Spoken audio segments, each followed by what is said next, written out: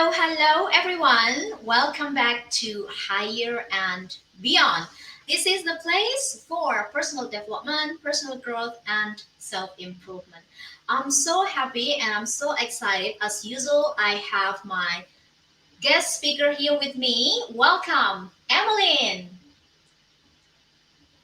Hi everyone. Hello, I'm so Emmeline. Thank you for showing up. it's such a privilege. Thank you, June. Juni, I need to thank you for the invite to have It's me my here. pleasure because really I would like to learn from you. But before that, I'm gonna introduce you to our audience today. So for all of you guys who doesn't know who is Emmeline, so Emmeline is master ecologist and she is also mindset mindfulness coach and founder of Neo Mind 180 Mindfulness coaching, and also Amazon best-selling author.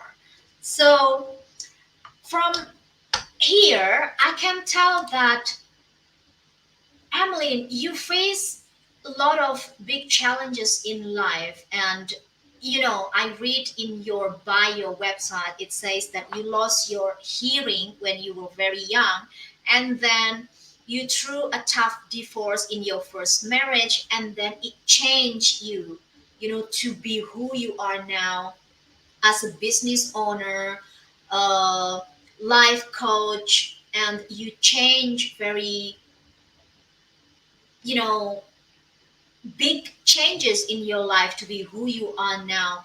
And then, would you like to tell us what is, that really motivates you beside of that challenges in your life to be the person who you are and you're passionate now about helping people to move forward from the tough life into, the best life in their version. Okay. Let's start a little bit in the beginning in a nutshell. Um, yes, I lost my hearing at a very young age. Before I was before I went to school. Um, my hearing loss causes me to withdraw from social circles a lot. It caused me to have a somewhat of a pronunciation issue, articulation, if you have it, and it causes me to miss out on communication nuances. So I was a child who buried her nose in books. That was my life. So after school, I started to work, and I always wanted to hear.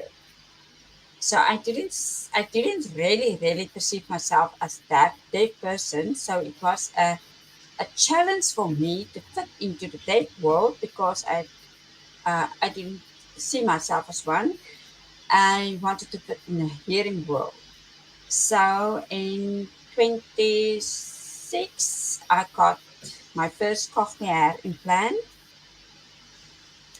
and 6 years later, I got another cochlear implant. So I have two cochlear implants, which is called bilateral hearing. And since then, I started to, um, well, as I say it, I started for the first time really to interpret hearing and listening. Hmm. Okay, Right. and that opened the doors for me to have other possibilities in life. So it helps me to do things which I couldn't do before, like for instance what I'm doing right now, talking to someone. Yeah. Um, and it opened the door for me to study as a life coach also. was big challenges for you, the nutshell for you, but at the same time, it was actually an opportunity for you to grow yourself, to be the person that you never thought you're going to be. Right. Yes, Mm, yes. So okay, I'm not okay. Let's be clear. Things I'm doing is mm, not who I am. right. There's a difference between what a person is doing, how they express themselves, and who they truly are. Yeah. So I can, in my history, I have a lot of labels can tag to myself. Um, I'm an I was an IT consultant. I'm not an IT consultant anymore. Mm, I repair computers. I even repaired cell wow. phones. I'm actually more in the technical department. I also touched videography. And after I got my first cochlear implant, I also started to do the audio editing myself. From videography, I also explored web design, and I'm still doing somewhat of that. But I am not into the videography anymore because of the time consuming. It's very time consuming. You have to commit and invest yourself in that industry. And I pulled out of that when I started to study as a coach. Mm, And my background in IT enable me to do all my own stuff on my computers. And if something is breaking down, I repair it myself. And I know my software, and it's a tremendous help for me um, to be able to overcome technical obstacles in any way whatsoever. wow. So that kind of, I can tell a lot of challenge that you've had, the issue that you have in your life, it doesn't stop you to reach what you want, what you can grow. And I can't, you know, oh my God, as a woman, you are also an IT and uh, repair technical issue, computer, phone, and stuff like that. I mean, this is one of, you know, um, I can tell this is one of, how do I say this, your strength as a person and a woman, even though you had big challenge in the past and it become who you are. And as a life coach now, I'm going to ask you about the coaching journey that you have to, beside of your huge experience in the IT and technical issue, which is something that I really proud of you. And by this too, this is why I got inspired from you, that you not stopping um, because of something that's stopping you. There's obstacles, but you don't stop in that situation, but you keep going in your life. Yes, yes. I must admit, around the computers, when I Hmm. was 18, 19, I signed up for a course in computer programming, Ah. and I did not finish it. I did not finish it. I was confronted with not able to hear what the lecturer is saying. Mm. I didn't know what Right. was going on in the class. I had this computer in front of me. I think it was an Apple computer. And that's all what I remember about Apple. Mm. And I was kind of trying to find my way by looking what the student next to me is doing. And so it became very, very stressful, and I just ditched it. I ditched it. Mm. The other thing which I also did, I signed up for a course in at UNISA in clinical psychology, which I did not finish. Back then, we had this workbooks and modules to work through at our homes, and I was too young to be really committed to the whole thing. I read all the Okay. stuff and I was Mhm. intrigued by the stuff, but I wasn't committed to pull through with it. Right. Yes, Okay. okay.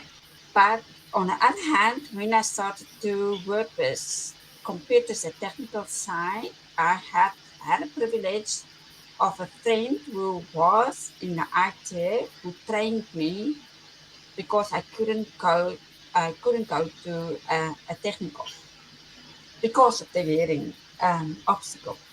And I need to say that because I never associated myself with the regular deaf person, or what should I say, the general deaf person. Okay. I don't use what do you call that, hand gestures to communicate. Mm. Right.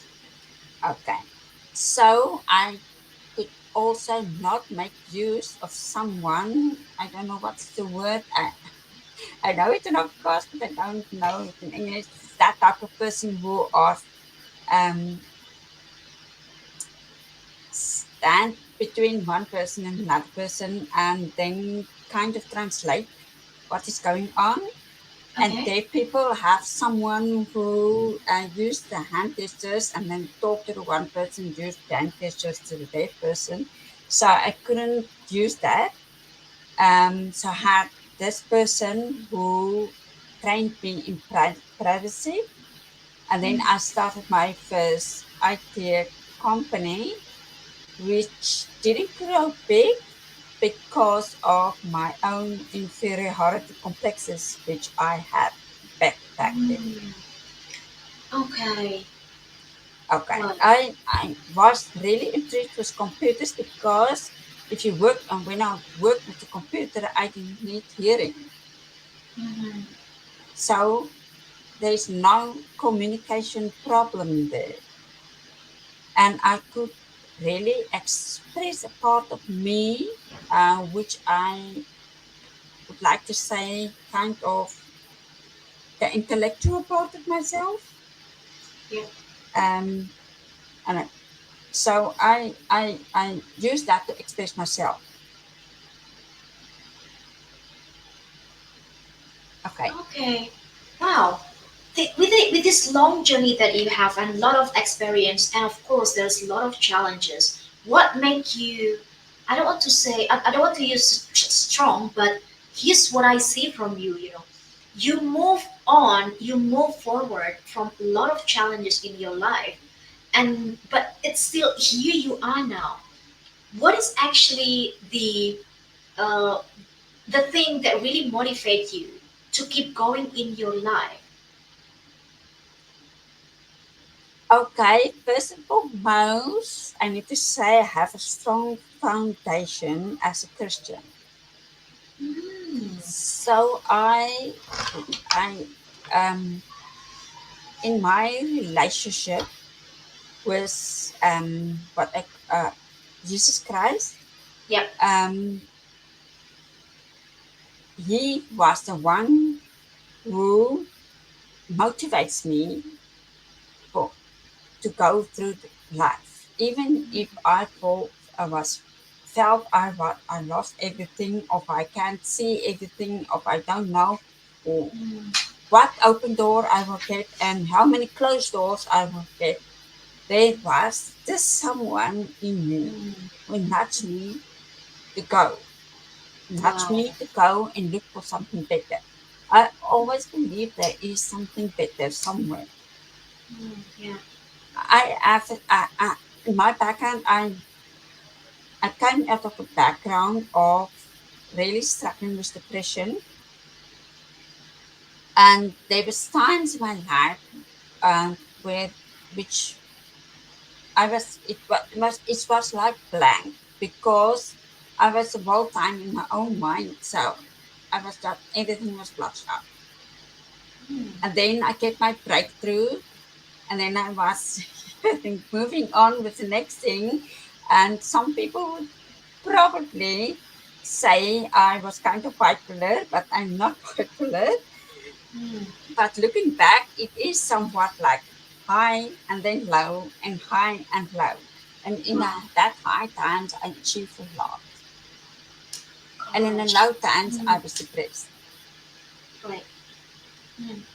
So all of this is because the belief that you have with the God, and I can tell this is, a spirituality journey. Sometimes when we believe in the God, believe with ourselves, everything it's going to be open. There's going to be light in your Yes. life. Okay. Um, Now, it is interesting because this is related with the mindful and the mindset that you have, especially you are a founder of Neuromind 180. And I guess this is also one of the idea why you build this business and you name it as Neomind 180, which you believe in the spirituality. And then you also certified of mindfulness practitioner certification. So how do you live your life now as a life coach in terms of mindfulness? How do you um, feel and take care of yourself as a business owner and the spirituality journey in that you have and the experience that you have to. Okay, one thing I need to say is that I believe, and that is also founded in the Bible, is that Mm. what a person is thinking is what making that person. As a man thinks, so is he. And that's another verse in the Bible would say that God will transform you by the renewal of your mind. That is the two things that, um, like I say, ignite me to look into the mind. So when mindfulness come in is that you are mindful of what you think. You are aware of what you are thinking. You are not just randomly thinking lots of thoughts, thousands and millions of thoughts, and not noticing anything but of what is going on in your head. And also, you are mindful about the impact of that thoughts on you. So the important thing is that your thoughts are linked up to your emotions, and in such a way, if you are, say, emotional person, it's very important to have a grip on mindfulness, since your emotions can go havoc with you, and many people is identifying with your emotions. um, if you look at the labels I had on myself, I was diagnosed with it, so it's not actually my own labels that I added to it. It's depression, and depression is on an emotional level, and make a state of your mind. And so mindfulness is to get a mastering of managing your emotions and your thoughts. Mm. Mastering managing of your thought. Yes. So you need to be aware of your thoughts. You need to Hmm. be aware of the impact of your thoughts on yourself, and what we also call a self talk. Right. Self talk is the stories you are telling to yourself about everything you are encountering, or about situations, about other people, even about new information you have to process. You tell stories to yourself, your self talk. In your self talk, you can make or break yourself. And many times, a lot of your self talk is conditioned. It is also not even you, but more memories about the things you heard other people saying. So, if you are becoming aware of that, you can break a lot of the stuff that hold you in bondage and keep you from moving on to the next best version of yourself. Mm. So this is how important we actually aware of what our thought and how we managing our self-talk is.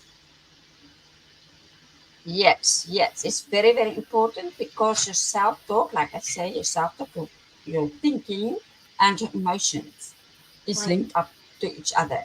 So, if you have, for instance, negative self talking, majorly negative self talking, then you will have most obviously more negative emotions also. You will have Right. anger, you will have stressful emotions, you will have, in a worst case scenario, things like depression, bipolar depression, and even worse things that is going on with you because of the way you are thinking. And your thinking is also plays a role in what are you going to do. So limited beliefs, for instance, is born in your thought world. So it's a belief you form and it's sitting there in your mind and it's kind of ruling your life from there. So if you are not aware about what's going on in your mind and your self-talk and what you are telling yourself, the conclusions, the interpretations, and the impact of it, and measure it with something that is more helpful, then you can get yourself spiraling down, or you, yes, the best case scenario is you can get yourself on top high in life, but you Hmm. can still miss something. So Right. managing your thoughts is very important. And your thoughts Okay. is also coming out in your words. That Mm. is what I call spoken thoughts. So being aware of your thoughts and being aware of your words and then out into actions, it's all packaged into what we call mindfulness. Ah, interesting. So my question now is, how can we control our emotion and how we managing and mastering the our talk? Sorry, say that again. How can we control our emotion and how can we manage and mastering our self-talk? Okay, to control your emotions, you first need to become more self aware because the first stage of controlling emotions is to be aware of what is going on inside yourself and being aware of that emotion. When you Right. become aware of your emotions, you have an ability of putting a stop on whatever that emotion or action may be. And you have the chance to think about things. So one way that people can do is just stop the emotion, but it is not very beneficial in the long run because the question you need to ask is what is the cause of that emotion? And that is becoming aware of the thoughts and beliefs. What you Right. are believing about the situation, what you're believing about another person, what are you believing about yourself. And when you become aware of that and you address that successfully, you will experience lesser of that negative emotions automatically. So if I'm clear, in the moment you can have the emotion bowling up, and you can control it by saying stop, or you can breathe, but still you need to reflect afterwards about what is causing this. What is Right. happening here with me? Why am I feeling like that? Why am I struggling with these type of emotions? Mm. But the thing is, I can see in the, well, it's not that easy to actually controlling the emotion, especially when you have the anger. Sometimes people are just reflect right away, and forget about being aware of themselves. So this You is mean one thing. react? You mean Yes, it's react? Yes, reacting. react. Yeah. So I mean, like, in the, many people usually they react rather than respond. And of course we need to have, like what you said, to control the emotion we need the self-awareness. But where the self-awareness come from, what kind of thing that we as a person need to do to have this awareness? Do we need to learn about mindfulness, or what kind of thing that we need to do to become aware of ourselves? That's a good question. Self awareness is something we all have in Ah, all some right. level or another. Mm, Um, for instance, even a baby develops self awareness when the baby is perceiving themselves as separate from the mother, and start to recognize what is going on in themselves, like hunger or cold or things like that. That is part of self awareness.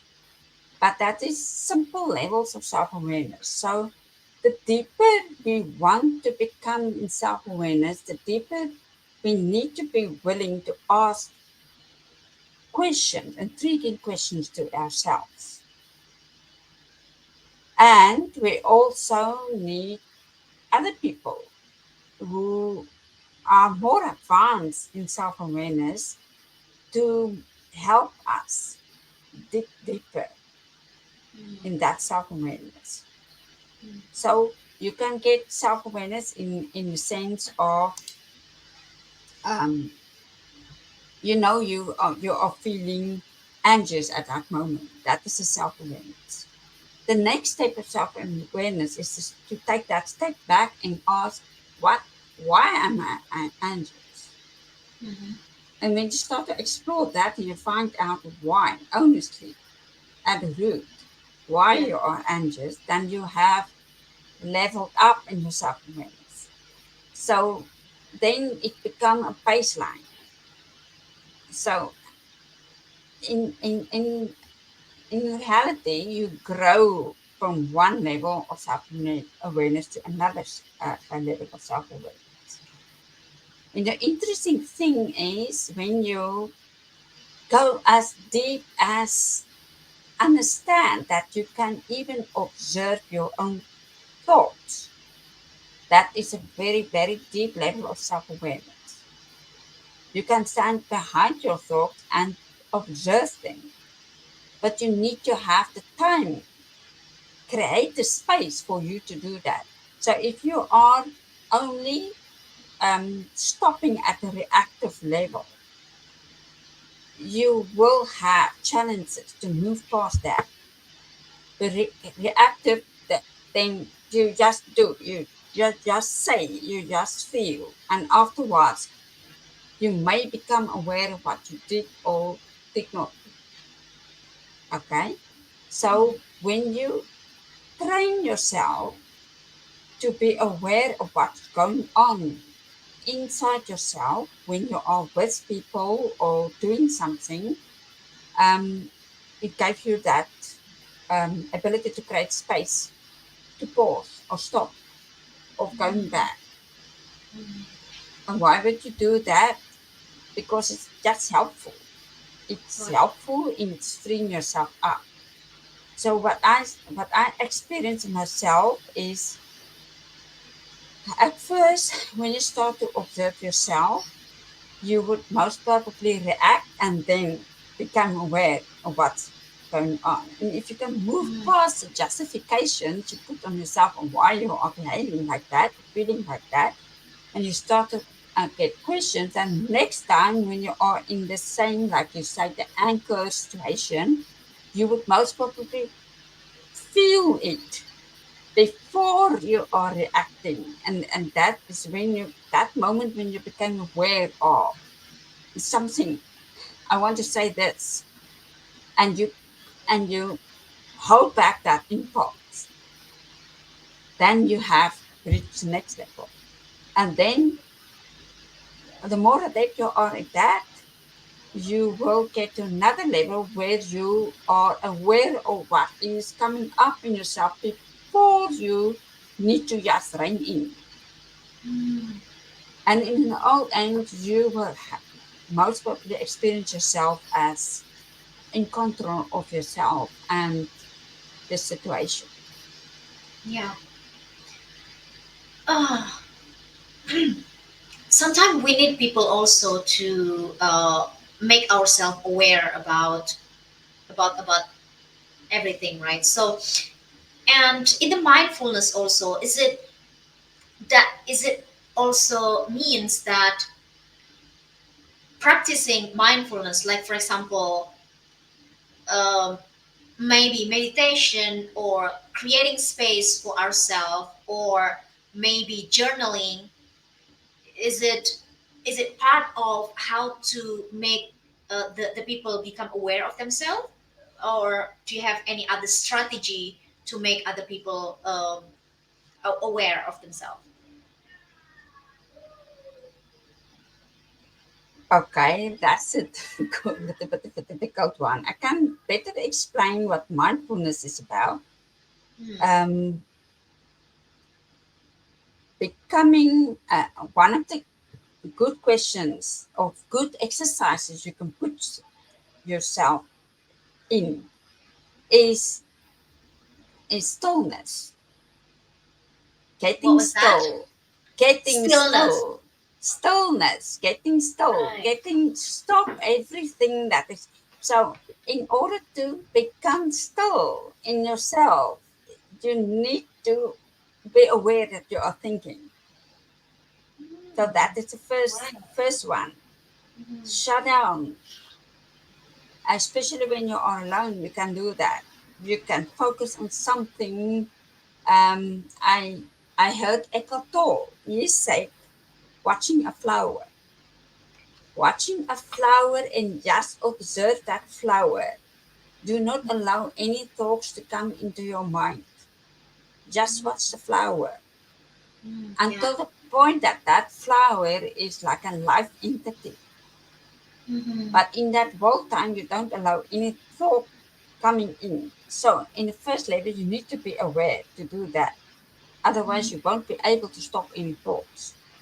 The moment a thought is coming up, you set on one side stop. So it's actually kind of a training in yourself.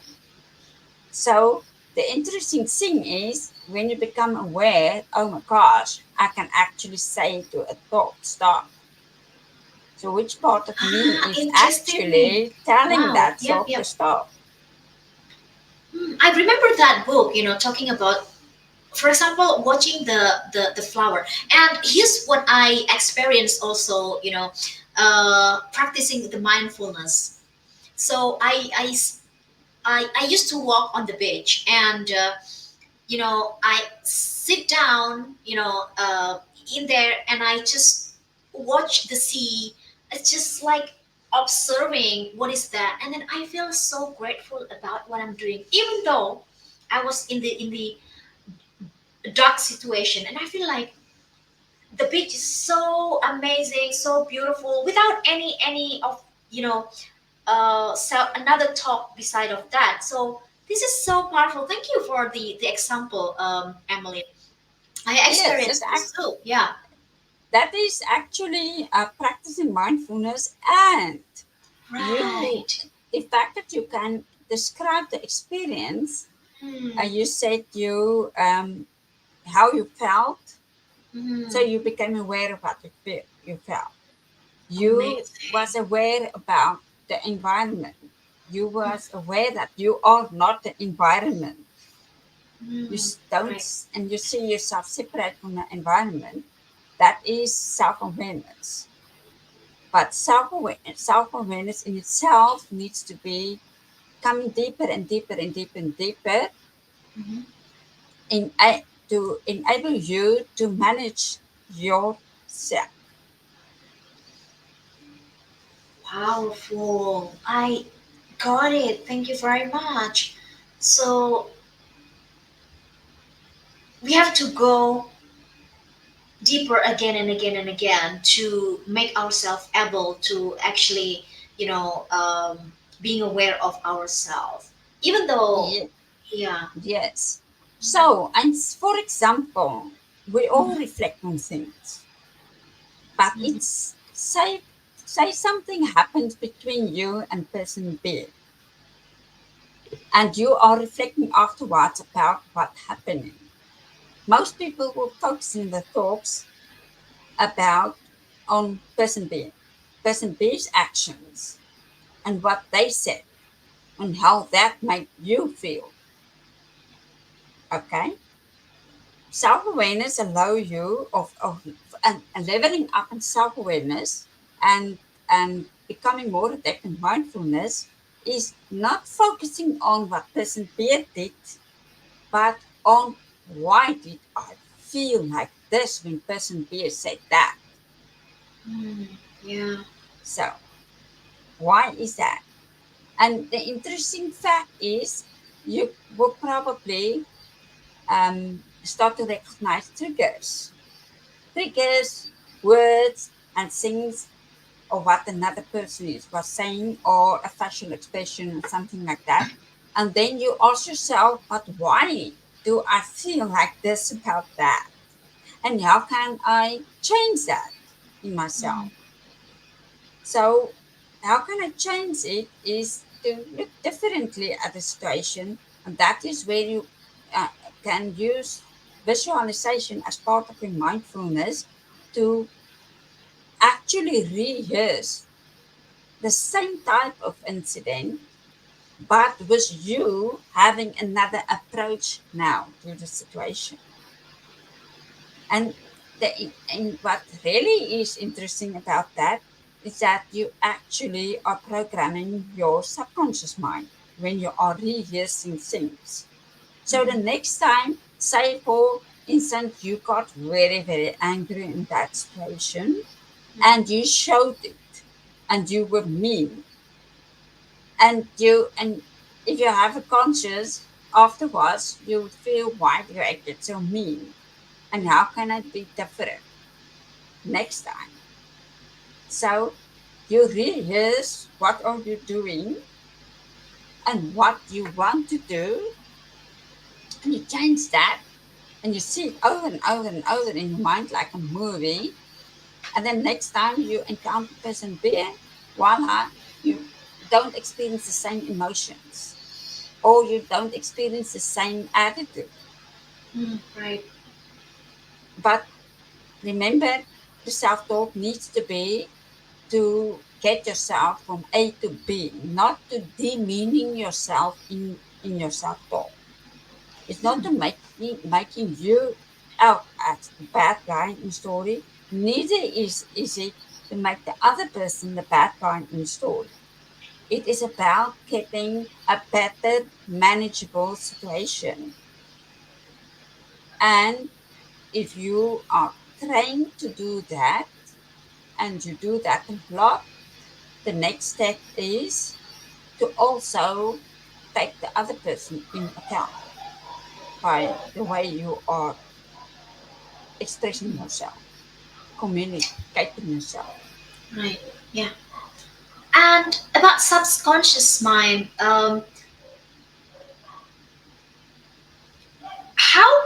how long we can train our subconscious mind? Sometimes, I experience, talking a lot of negative thought, and I'm just like, ooh, the more I think about the negative, the more the subconscious mind is going to be in there. And then sometimes, it become the fact, become real. That is true. Yeah. The danger about focusing too much on a negative thought Hmm. without replacing it with something more helpful or more positive is making that negative thought a realness and a fact in your mind. And then Okay. it will control your emotions there. Yeah. So So your emotions is coming in and your behavior is coming in.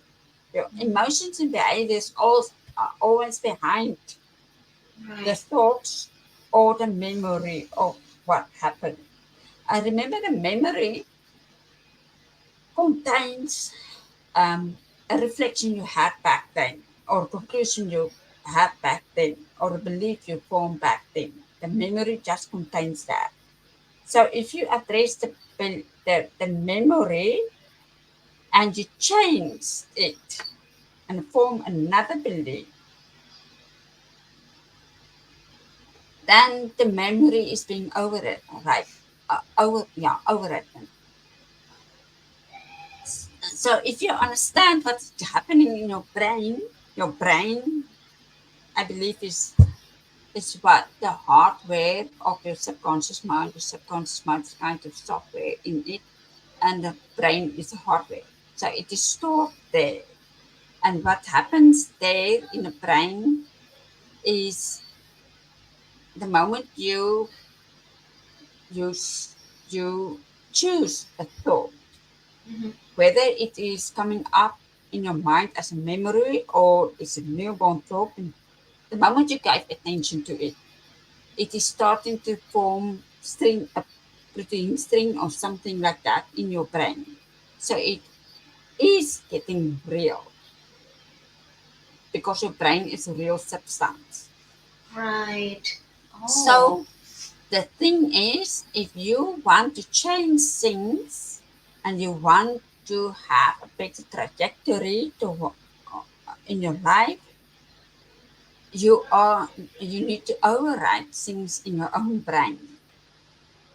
Okay. So, and here's the thing: it's not that you need to go and pull some of your brains out and then change something, then put it back in.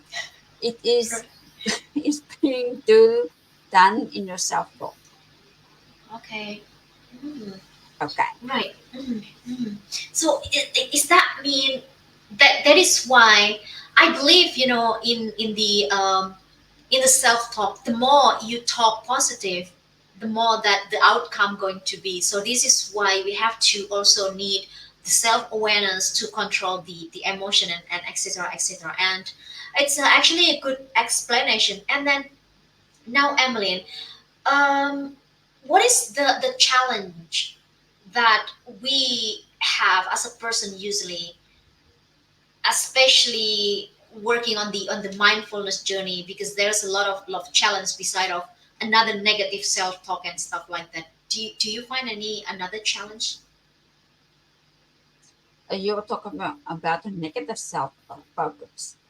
Mm, Um, okay, that again is in a memory and it formed an outlook on life. So, when mindfulness is coming in, is that you need to get yourself in the present. And then you need to break away from the past things that formed that present. And you need to replace it in your thought world with new type of thoughts, more positive thoughts. And okay. then you need to start act on that. When you act on that sort, it's becoming more real and more real and more real. Actually, it's as easy as um, what I always is telling my clients. There was a time when you could not drive a bicycle. You threw a bicycle. I think most people in their life um, had a bicycle on one point as a Yeah. child. Mhm. Okay, but there was time you could not drive a bicycle, so you needed to get on that bicycle and you needed to figure out how to balance yourself and how to stay on top of the bicycle and eventually drive the bicycle. So the actions you went through, the fell and climb, stand up again and persevere with it was writing the things in your brain. So the know-how of driving a bicycle is in your memory in your brain. Mm. So now you know how to drive a bicycle. Yeah. And nobody can make you unknown it. Not even you. Try to forget how to drive a bicycle. Yeah. Really try to do it. It's No, there. cannot. Yeah. Okay. But now you can make that memory get very, very far away and not having any influence in your life by choosing another type of vehicle to use, like a car. Mm. Okay, so you would probably say, you there was a time that I drive a bicycle. And I actually, if you bring it now, I will prove I can drive it, but I prefer a car, and that's why. So that's the same we do with the other stuff in our minds, our emotions, and how we talk and how we behave and things like that. We choose another behavior and we replace the old one and we start to act on the new one. And you are the one who motivate yourself to do it. All right. Beautiful thing. Thank you very much, Emmeline. Hmm. I learned so much from here. This is very insightful. Um, nice one. What about I can see that it's actually mindfulness is easy, right? But Mindfulness is easy. Mindfulness, remember, mindful keep you in the present. okay. I remember the Keeping book. and staying in the present. Okay. Yes. And there Right. is only one time you can act or talk or whatever is in and now. You cannot talk in the past. You cannot act in the past. The past is the memories of the past or what you retain of that memories of the past. Hmm. And the future is predictions. Okay, Right. so you always are in the now. So your mind, your thoughts, it's not very helpful if you are, say, walking in, going on a shopping trip, and you Hmm. are in a shop, but your mind is about what happened last week Yeah. when you have that situation with person B who upset you tremendously, but you are now in a shop. So when you are finished your shop trip and you come home and say, oh, shit, I forgot half of the things. So now I Yeah. need to go back again. Mm-hmm. Why? Because my mind wasn't there. Oh, Your mind was in the cause past. yeah. And imagine person B came down in the, in a, when you walk in a shop and person B come from the front Hmm. and you were thinking about that, then immediately you have that same emotions as if it is still happening. Right. Yeah. So this is why the power of now is we I think I like the book that Eckhart Tolle, written about the power of now, because indeed, when we think about now, there is no problem out there. We don't have any issue. We don't need to think. We don't have anything because the now is now, like what you said. It's the best and the happiest ever when you are in the now because we don't have anything to think about, right? Yes. Interesting. Emmeline, um, last thing, what is one advice for young people or for all of people who's watching this video to get more mindful about themselves and be aware of themselves? I think young people, especially children, as perhaps more in the now than we think, but what they need to learn is more self awareness to recognize the things they were conditioned in at a younger age when they did not know they could question what is happening to them. So they need more self awareness. And older people need more mindfulness because they carry a lot and lots of the past with them. They need to become more grounded in now again and let go of that past. Love this one. Let go of that past for adult who's watching this video. This is one advice from Emmeline to be here in the now and let go of the past. The future is just the prediction, Yes. right? Oh, beautiful. Thank you very much, Emmeline. Anything else that you would like to share for all the people who's watching this video today about the mindfulness? And anyway, I will put the link for all of you guys who are watching this video. I put the link how you can also reach to Emmeline if maybe you want to have some session or discussion or anything. I'll put the link on the chat. Okay, so Okay, yes, thank you, Junie. What I can add is that my ebook on Amazon, my best-seller ebook, yes, it was a pre-seller, and that ebook will be released next weekend. And there yay, is some tips about mindfulness in it. beautiful. So there is some tips because her Emmeline ebook will launch next week on Amazon. I'll put the link It's to in there. yes, Uh, final publishing, final publishing. At the moment, right. it is just there for pre-selling, but Mm, next week the it will publish, and anyone who want to buy the book, ebook will immediately get it on the Kindle app. And there is some tips of mindfulness.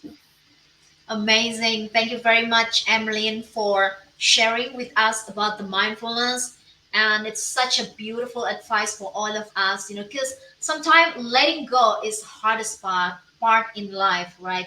But this is what we can Yes. do is living in the now and living for this moment. We're not thinking about anything else because this is also one of the key for the happiness. So thank you very much for all of you who's watching this video, and for you, Emmeline, thank you very much. And I'm so grateful, and I learned a lot from your discussion, from what you share, and it's very insightful. Thank you very much, and thanks, Thank Emmeline. you. Bye. Thank you so much.